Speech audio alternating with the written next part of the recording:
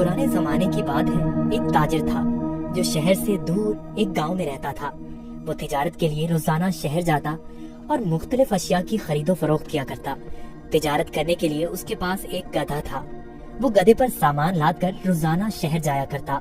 ताजिर अपने गधे की बहुत अच्छे तरीके से देखभाल करता, उसकी खुराक का बहुत ख्याल रखता, उसे वक्त पर चारा डालता और पानी पिलाता, क्योंकि ताजिर को पता था कि उसकी तिजारत के लिए इस गधे की बहुत जरूरत है। गधा बहुत सेहतमंद था। ताजिर बहुत सारा सामान एक साथ गधे पर लादकर फरोख्त के लिए शहर ले जाता, लेकिन उसका गधा बहुत कामचोर और आलसी था। उसको भागना दौड़ना खाना पीना बहुत पसंद था। आज फिर शहर जाना पड़ेगा। मुझे हमेशा छुट्टियां क्यों नहीं हो जाती? मुझे छुट्टियां बहुत पसंद हैं। मेरे मालिक को तो हमेशा काम की ही पड़ी रहती है, पर मुझे फारिग रहना बहुत पसंद है। मेहनत करना तो बिल्कुल भी मुझे अच्छा नहीं लगता। ताजिर अपने गधे पर सारा सामान लादकर शहर ले जाता और ताजिर को शहर जाने के लिए एक नदी को पार करना पड़ता था। शहर जाकर वो सारा सामान बेच देता। ताजिर को हर रोज बाजार की मांग के मुताबिक अशिया की तिजारत करनी पड़ती थी। कभी कपास तो कभी नमक, कभी सब्जियां तो कभी फल। ताजिर को पता लगा कि बाजार में नमक की मांग बहुत बढ़ गई है। ठीक है, मैं बहुत जल्द ही नमक लेकर आ जाऊंगा। उसने अपने गधे पर 4 बोरियां नमक की लादी और उसको मालूम हो गया कि 4 बोरियों का वजन काफी ज्यादा है। ओहो, मेरा गधा इतना वजन नहीं उठा सकता। इसका वजन थोड़ा कम करना पड़ेगा, यही ठीक रहेगा। उसने गधे की पीठ से एक बोरी उतार दी, फिर भी गधा आगे जाने के लिए तैयार नहीं था। ताजिर को अपने गधे का तो बहुत ख्याल था, पर उसको अपने गधे का पता था कि वो बहुत कामचोर और आलसी है। उसने एक छड़ी गधे की पीठ पर मारी और उसे बाजार ले जाने की कोशिश करने लगा।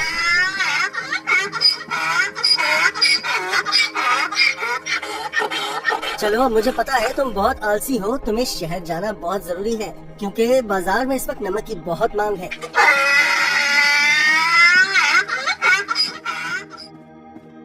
ताजिर ने सारा नमक फरोख्त कर दिया। ओहो, सच में बाजार में नमक की बहुत मांग है। ताजिर ने फिर रोज की तरह शहर में नमक फरोख्त करना शुरू कर दिया। गधे पर कभी 3 तो कभी 4 बोरियां लादकर बाजार जाना पड़ता था, जिसकी वजह से गधा नाखुश था। पर वापसी पर गधा बिल्कुल खाली आता और बहुत खुश होता। रोज की तरह ताजिर ने फिर से 4 बोरी गधे की पीठ पर लादी और शहर की तरफ निकल पड़ा। जब वो नदी के पास पहुंचा तो उसे पानी ज्यादा नजर आया। हमें बहुत ध्यान से आहिस्ता आहिस्ता चलना होगा, ताकि हम पानी में कहीं गिर न जाएं। जैसे ही उन्होंने आधी नदी पार की, अचानक गधे का पाँव एक बड़े पत्थर से लगा और गधा फिसल गया और पानी में बैठ गया। ओहो, तुमने ये क्या किया? बोरियां तो अभी भी मेरी पीठ पर हैं, लेकिन मुझे इतना वजन महसूस नहीं हो रहा। ये एक जादुई नदी है। गधा इस बात से हैरान था कि नदी में फिसलने की वजह से उन बोरियों का सारा नमक नदी में घुल गया था और बोरियों में से नमक खत्म हो चुका था, जिसकी वजह से गधे को वजन महसूस नहीं हो रहा था, क्योंकि बोरियों में नमक बचा ही नहीं था, सब खत्म हो चुका था। ओहो, मेरी सारी मेहनत जाया हो गई। अब मैं शहर जाकर क्या करूँगा? सारा नमक तो बह गया है। शुक्र है खुदा का, मेरा गधा तो सही सलामत है। गधे को कुछ नहीं हुआ। अब शहर जाने का कोई फायदा नहीं। मुझे अब घर जाना चाहिए। वाह, कोई वजन भी नहीं और काम भी नहीं। ये तो कमाल की नदी है।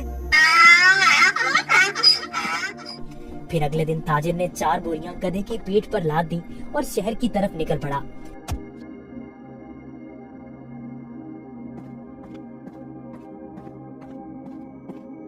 आहा, कल का दिन कितना अच्छा था।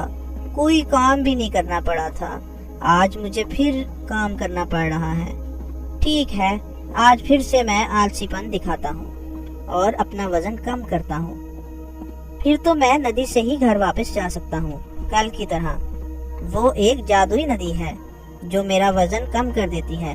वो कल की तरह आज भी मेरी मदद करेगी। ताजिर उस दिन गधे की चालाकी से बिल्कुल बेखबर था। रोज की तरह ताजिर अपने गधे के साथ इस नदी के पास पहुंचा तो गधा ताजिर से पहले ही इस नदी की तरफ जाने लगा। ताजिर ने उसे रोका। रुको रुको।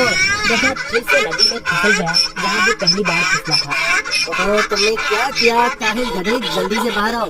लेकिन बहुत देर हो चुकी थी। बोरियों का सारा नमक नदी में घुल गया। गधे को अब कोई वजन महसूस नहीं हो रहा था। वाह, ये हुई ना बात। कोई वजन भी नहीं और काम भी नहीं। ये दोबारा कैसे? जरा सोचता हूँ, ये जानबूझकर मेरे साथ कहीं चालाकी तो नहीं कर रहा। ओ काहिल गधे, मैंने तुम्हारा इतना ख्याल रखा और तुमने मेरे साथ क्या किया? इसे घर वापस ले जाता हूँ। मुझे पता है, अब देखो मैं तुम्हें कैसे सबक सिखाता हूँ। गधे ने सोचा, मैंने काम चोरी का ये अच्छा तरीका ढूंढा है, पर ताजिर का तो आज कुछ और ही जहन था। अगले रोज ताजिर ने गधे की पीठ पर 6 बोरियां रुई की लाद दी, लेकिन गधे को थोड़ा सा भी वजन महसूस न हुआ। ओहो, इतनी ज्यादा बोरियां? कोई मसला ही नहीं। शहर तक जाना किसने है? इस जादुई नदी तक तो जाना है बस। और वो शहर की तरफ जाने लगे। जब वो नदी के पास पहुंचे तो अचानक से गधा नदी पार करने लगा और उसी जगह पर फिसला जहां वो पहले फिसलता था। ताजिर बाहर खड़ा होकर ये सब मंजर देख रहा था। ओहो, ये मेरी पीठ पर इतना वजन कहाँ से आ गया?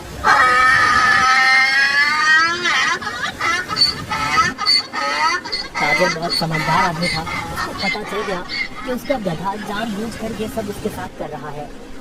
इसलिए ताजिर ने इस दफा बोरियों में नमक के बजाय रुई भर दी थी। जैसे ही गधा नदी में फिसला तो रुई ने पानी जज्ब कर लिया और गधे की पीठ पर वजन ज्यादा हो गया। हाँ, तुम मुझे इतने दिनों से बेवकूफ बना रहे थे। तुम्हारी इस हरकत से मेरा बहुत नुकसान हुआ है।